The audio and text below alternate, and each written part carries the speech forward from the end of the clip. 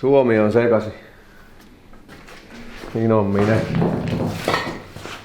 Elikkä nyt tehdään täällä vähän välihommia. Kävin tossa viime viikolla kostoksi hakemassa tälle jemmas olevalle tekniikalle kopajia. Ne jotka nyt ei vielä tiedä.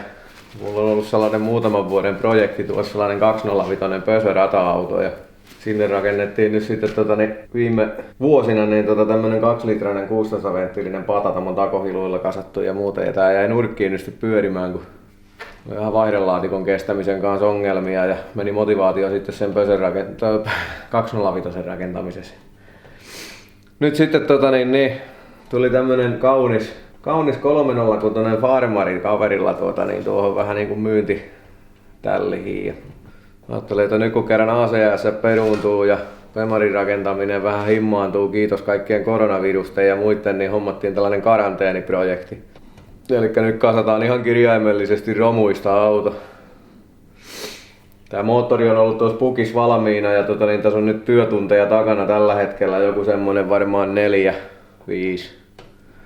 Perjantaina Jeren kanssa heitettiin kone tänne paikoilleensa ja nyt vähän sovitellaan vielä kiinnikkeitä, että se istuu tänne vähän paremmin, koska tätä moottoria ei ole koskaan tähän koppaan tarkoitettukaan. Ja tuosta piti vähän pihalla repiä valmetilla vanhaa Xaran-raatoa, mistä piti ottaa pikkusen vaan kanssa romuasia, jemmaa vetareita ja muuta vastaavaa, että saadaan jollakin lailla vähän pieniä mitoituskappaleita, jos ei muuten, mutta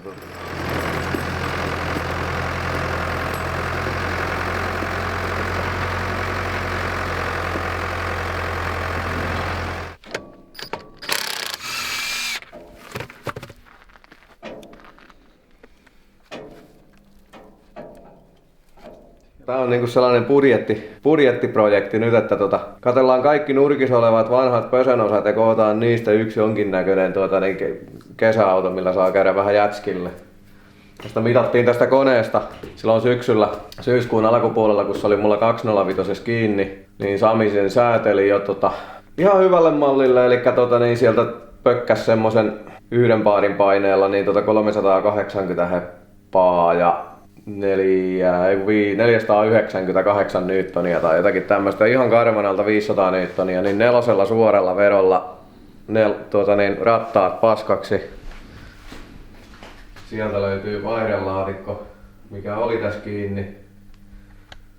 Ja ei taas nyt elinodotuksia tälläkään laatikolla ole yhtään sen kummempaa, että mun romuloodasta löydetty. Mulla on 4 tällaista laatikkoa tuolla pyörinyt markilla, niin se on nyt vaan heitetty sinne ja pantu QF:n perä sinne, että sillä on torseeni, ettei tämä nyt aivan yhdellä pyörällä suurin, mutta tässä niinku mitään järkeä ole, mutta tehdään nyt välillä tuuletetaan pääkoppaa vähän muutenkin, kun ei tässä nyt kerran asiakkaiden kanssa saa muka kuulemma tekemisissä olla. Eli tätä kulman takaa meiltä löytyy Mr. Tekniikan luovuttaja. Haavi auki.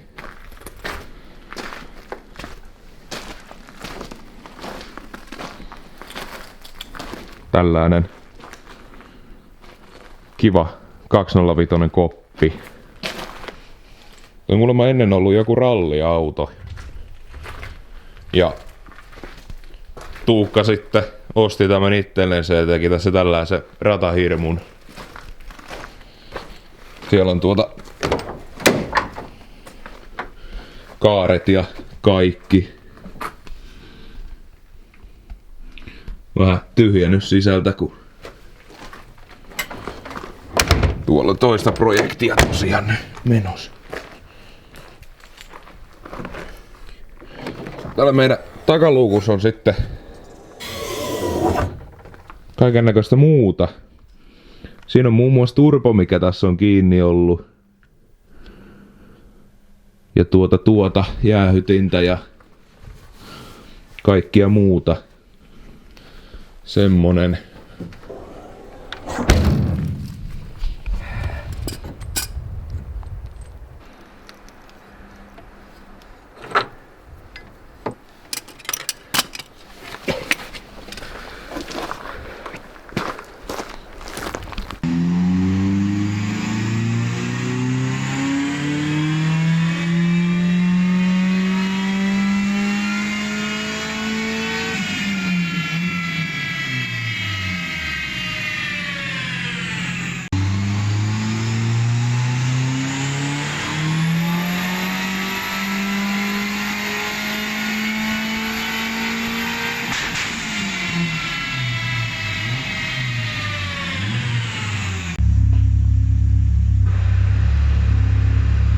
hyvä nelonen. Ei liiku. On kyllä ihan unelma tehdä, kun kerrankin tila. 205 tämä väli oli alle sentin. Ja puskurin sisällä oli tilaa justiin sen verran, että sinne nyt sai jonkinmoisen Motonetin kaikista halvimman kuulerin sopimaan. Tänne saa näköjään laitettua kunnon kuuleriin ja sitten tänne sopii Spallilainen Flektikin 16-tuumainen vielä imemään tälle puolelle tänne. Alkuperäiset olisi muuten aivan mahtavat, noissa olisi hirveän hyvä tuotto ja ne ei kyllä niinku 50 asteen helteelläkään ei varmasti lopu kesken, mutta ne täyttää koko tämän keulan, niin meidän intercooler ei mahdu. Sanoinkin Joonalle tuossa just, että kaikki ei nyt varmaan välttämättä tiedä, että mikä tää vehejä on, niin tää pata on mulla mun rata-autossa ollut. Kone hengittää ihan hienosti tuon ahtimen kanssa, mutta vaihdelaatikot loppuu kesken ja meni vähän niin kuin motivaatio sitten nyt kun ruvettiin tuota drifteriä rakentamaan, niin 2 rata-auton kehittämisestä niin sain sitten päähäni tuosta kaverilla oli tämmönen entinen messuauto 306 farkku, mihin on kunnon pornokeisarisisusta, niin käytiin hakemassa sitten se Hyvinkäältä ja nyt se moottori on sitten tässä. Eli tää kone on EV10J4S. Tää on niinku 206 RC:stä pösöstä, eli 177 heppaa vakiona. Vaparina tuuppaava moottori. Immunokan VVT:llä, sähköinen kaasuläppä löytyy ja sitten tosiaan vähän pari jotain muuta pikkujuttua, moderni alumiinimoottori, hyvin kevyt.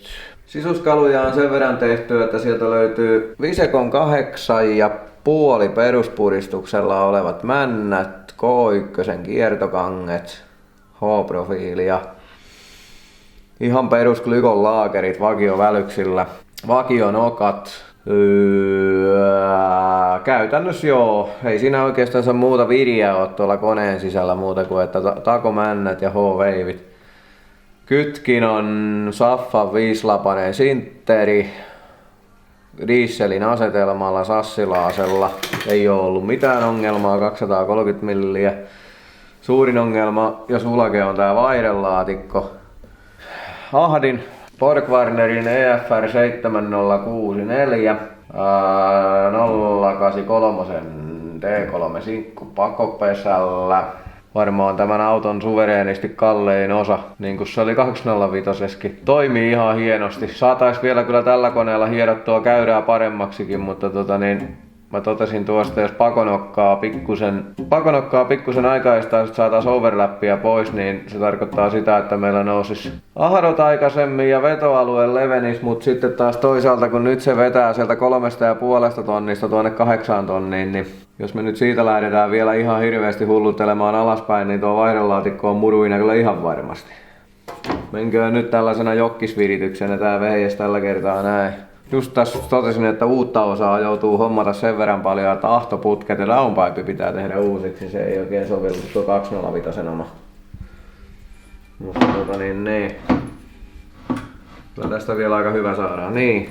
Ja moottorin ohjauksena meillä on tässä autossa AEM Infinity 506, jolla saadaan hyödynnettyä nuo sähkökaasut ja kaikki. Eli ihan siis sama setuppi, mikä 205 oli. Johtosarjoineen päivineen kaikki siirtyy tänne. Jos ei nyt mitään muuta, niin saadaan ainakin tällainen 306 perhefarmari tällaisella moottorilla ensimmäinen näillä leveysasteilla. Että katsotaan mitä tässä tulee. Mitähän muuta mun pitäisi vielä tuossa koneesta sanoa. Niin suuttimet. Ne pitää mainita.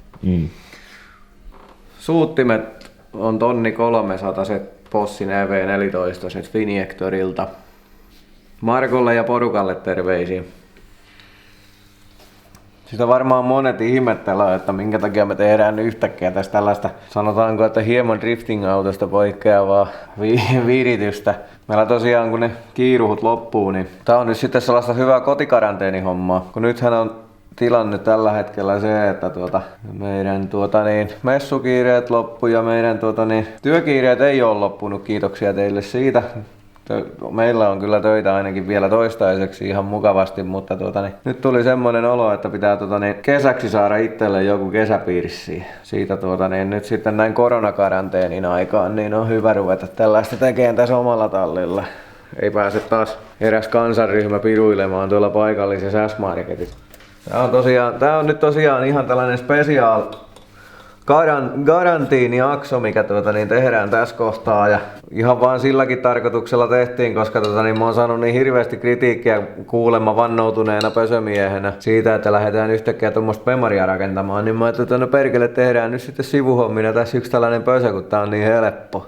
Tosi helppoa, ja tänäänkin on kirottu ja saratettu ja sormet on auki, mutta yksikin tällainen luomus taas tuli tehtyä, joo, niinpä.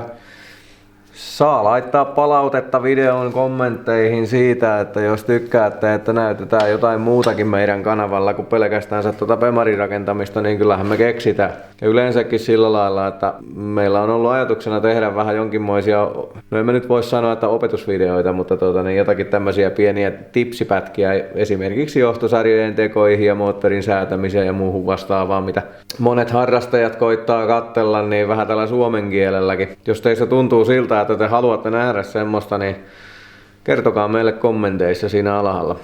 Sanotaanko, että se voisi nopeuttaa niiden tekemistä, jos me tiedetään, että niitä porukka oikeasti haluaa. Mutta muuten ei tällä erää muuta.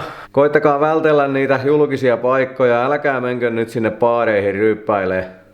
Pysykää kotona. Niin kauan kun toi epidemia nyt tuossa jyllää ja porukka ignoraa nämä kaikki valtiovallan komennot, niin siitä suuremmalla todennäköisyydellä me ollaan aika helvetin kauan vielä jossain karanteenissa. Älkää suurelko vieraita, älkääkä tehkö mitään muutakaan. Muistakaa pitää se turvaväli nyt vähän joka paikassa. Myös täällä tallissa. Ei mitään. Palata.